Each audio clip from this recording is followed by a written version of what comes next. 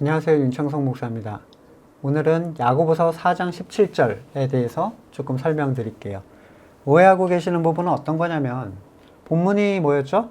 그러므로 사람이 해야 할 선한 일이 무엇인지 알면서도 하지 않으면 그것은 그에게 죄가 됩니다. 이 본문인데 여기서 말하는 선한 일에 대해서 오해들이 많아요. 저는 어떤 집사님이 이 본문을 이렇게 사용하시는 걸 봤어요. 교회에서, 물론 건물의 교회죠. 교회에서 만들어 놓은 일들이 많은데 사람들이 하기 싫어하잖아요. 슬금슬금 피합니다. 피하는 이유야 여러 가지겠지만, 기본적으로 그것이 신앙생활에 아무런 영향이 없다는 걸 알아요. 자, 성가대, 찬양팀 하는데 앞에서 싱어를 해야 되는데, 싱어가 모질라. 그러면 이렇게 얘기하죠. 사람이 선한 일을 행할 줄 알면서도 안 하면은 그것은 죄야. 이분이 생각하는 선한 일은 뭐죠? 교회 일이에요. 교회에서 만들어 놓은 일을 안 해? 너 죄야, 그거는. 그 본문이 과연 그걸 얘기하고 있다고 생각을 하십니까? 이렇게 된 분들은, 경주마 같은 분들은 모르죠. 자, 성경에서 무엇을 얘기하고 있는지를 한번 볼게요. 야고보서 4장을 보시면 선한 일에 대한 정의를 누가 내려줍니까? 교회 일을 하는 게 아니라 하나님이 어떠한 삶을 살기를, 생활을 어떤 주관으로 하기를 이라는 삶의 지침들을 알려줘요. 성경적 지침이죠.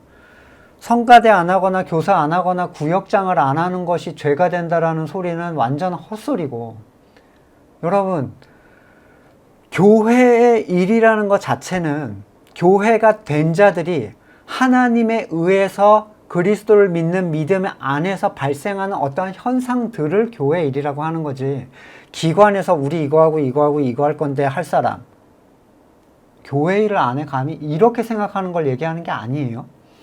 그런데 그 본문에서 대표적으로 뭘 얘기합니까? 서로 헐뜯지 말아라. 11절. 그죠? 13절에 허망한 생각하지 말라는 얘기인데 무슨 얘기냐면 내일에 나는 뭘 하겠다라는 계획을 세우지 말라는 거예요. 내가 내년에는 뭐 할 것이고 이렇게 할 것이다. 여러분이 내일 일을 알지 못합니다. 여러분의 생명이 뭡니까? 여러분은 잠깐 나타났다 사라져버리는 안개에 지나지 않습니다.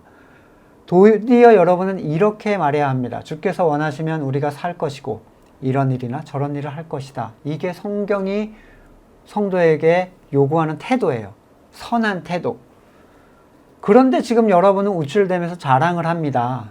이와 같은 자랑은 다 악한 것입니다. 그러면서 17절에 나와요. 그러므로를 여러분 중요해요. 그러므로라는 뭐예요? 이런 까닭에 사람이 해야 할 선한 일이 무엇인지 알면서도 하지 않으면 그것은 죄가 됩니다 라고 얘기를 하는 겁니다. 그러면 여기서 해야 될 선한 일이라는 건 뭡니까? 단지 그 앞쪽에 본문 두세 본문만을 보더라도 헐뜯지 않는 것, 그리고 오늘이나 내일 어느 도시에 가서 이런 계획을 세우겠다라고 자기의 미래를 이렇게 규정해 놓는 것들, 거기에 대해서 하나님께 맡기지 않는 것들, 그걸 죄라고 얘기하는 거예요. 여러분에게 율법의 굴레를 씌우려는 사람들이 많다는 걸 알고 있습니다. 예배에 참석하지 않으면 죄, 헌금 내지 않으면 죄, 교회 일 하지 않으면 죄. 우리가 해야 된, 성도가 성도로서 해야 되는 것의 핵심은 뭐냐면 그리스도 안에 있는 것이 핵심이지 이런 일들로 자기를 증명하는 게 핵심이 아니에요.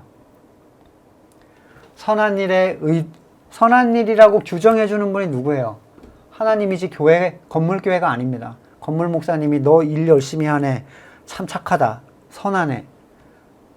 건물교회에서는 일 열심히 하는 사람 좋아하죠. 꽃꽂이도 하고 성가대도 하고 교사도 하고 그러면 너무 좋죠.